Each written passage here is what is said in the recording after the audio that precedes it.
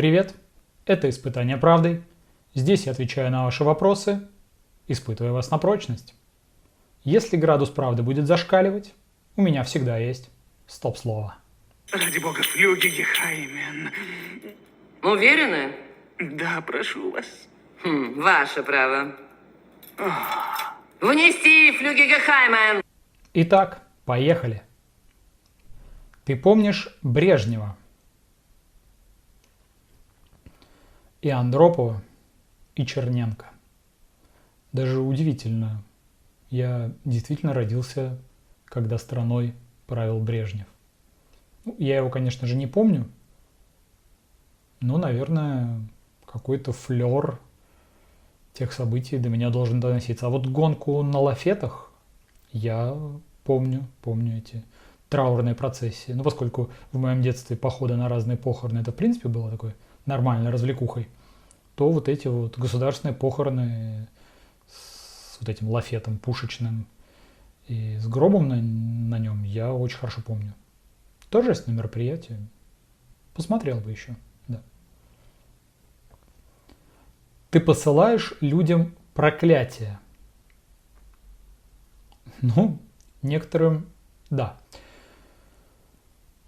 Ну, некоторые пока не дошли, видимо, в очередь стали, там не протолкнуться от них. А вообще нет, я на самом деле достаточно добрый человек, понимающий, входящий в положение. Вру иногда. Да нет. Проклятие это какое-то там, что-то чрезмерное. Я просто выплескиваю быстренько эмоции и живу дальше. Блондинки или брюнетки?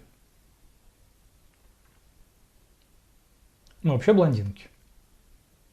Но брюнетки. Как говорила моя мама, моему сыну нравятся блондинки. Но общается он почему-то с брюнетками. Такой вот парадокс, дуализм, я бы даже сказал. Чем плохи аксиомы? На мой взгляд, если мы говорим, что что-то плохое должно быть, это какая-то вещь, которую нужно просто принять на веру. В принципе, это неплохо. Оно упрощает мысль, которая постоянно должна где-то работать. А так, есть аксиома, веришь, живешь, не паришься. Но дело в том, что создатели аксиом не обязательно могут быть честными людьми. И за аксиому выдавать вещи, над которыми стоило бы задуматься, то есть которые требуют доказательств ежедневных. Что делать с автовазом? Смириться, плакать. Кто-то проклятие посылает. Да, собственно говоря, если в каком-то государственном масштабе думать, да ничего не делать. Падающего подтолкни. Хотя это уже какое-то действие. Ты любишь блины? В принципе, да. Я их сам не готовлю. Травмы из детства. В принципе, люблю, если за ними не надо ехать к теще. К чьей теще? Каков твой уровень эмпатии? Я включаю поворотники в паркинге. Включаю свет роботу-пылесосу. Хороший у меня такой уровень эмпатии.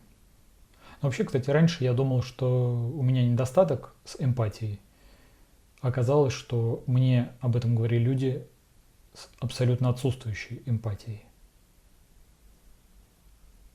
Такая вот загогулина. Я очень эмпатичный человек.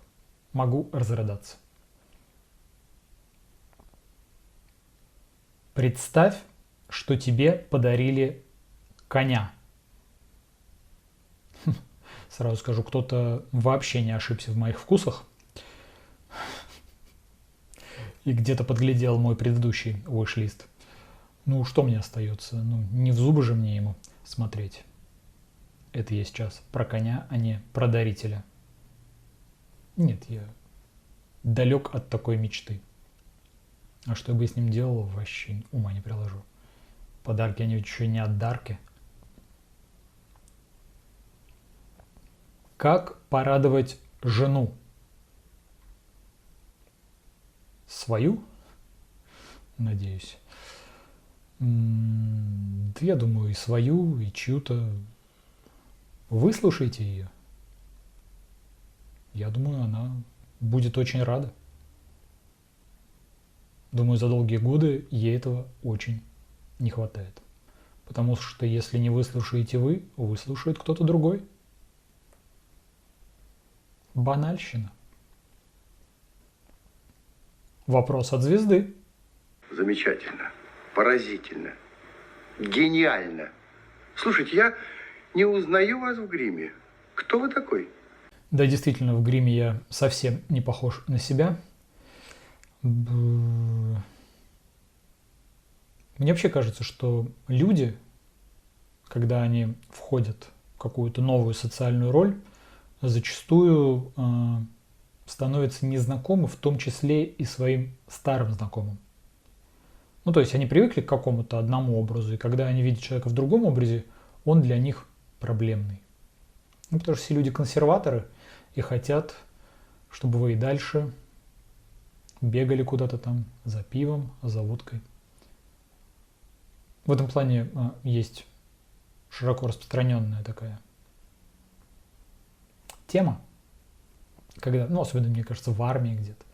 Ну, когда кто-то был старшим по званию, а у него кто-то был младшим по званию, и когда вот этот младший стал выше, чем тот, который был старшим, то они все время поминают: о, да он у меня лейтенантом был.